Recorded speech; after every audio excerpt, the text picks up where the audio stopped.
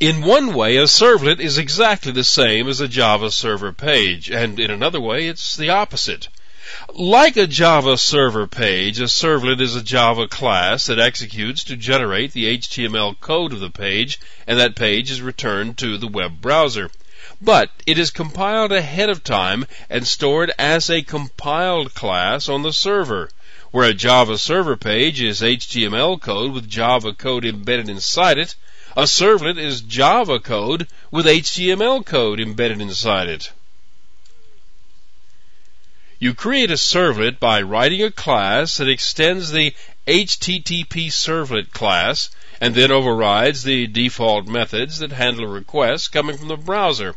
There are different kinds of requests, and the different kinds of requests will cause different methods to be called.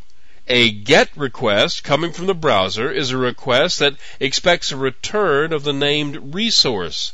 The request is in the form of a URI. The most common form of the URI is a request for a specific local resource, and that is called a URL.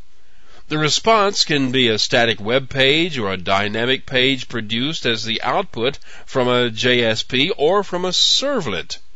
This is by far the most common form of request and comes from the user clicking on a link with the mouse. Other information can be included with the GET request. Things following the ampersand on the URL are considered arguments instead of part of the addressing.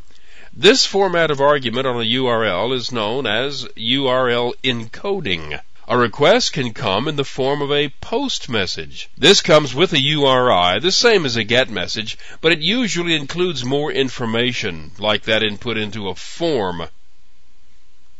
A GET message could be used to carry this information, but a PUT message is normally used to carry large blocks of information like this. A POST message has a content type specifier that defines the format of the data, and a content length specifier that specifies the number of bytes in the data. A PUT request is similar in format to a POST request, but the PUT request does not require a response. The program receives the data from the command and stores it without issuing a response. This command has the format of a GET command, but doesn't return the whole thing. It just returns the header information for what would be returned if this were a GET command. With a delete command, the resource identified by a URI is simply deleted.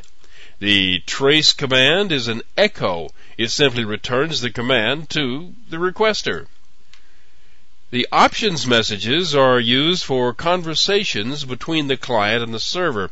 The client can use this kind of message to ask for information on the server's capabilities. In a servlet, different methods are called for different types of incoming messages. These methods are passed in a request object that holds the incoming information, and a response object that can be used to send a response back to the sender.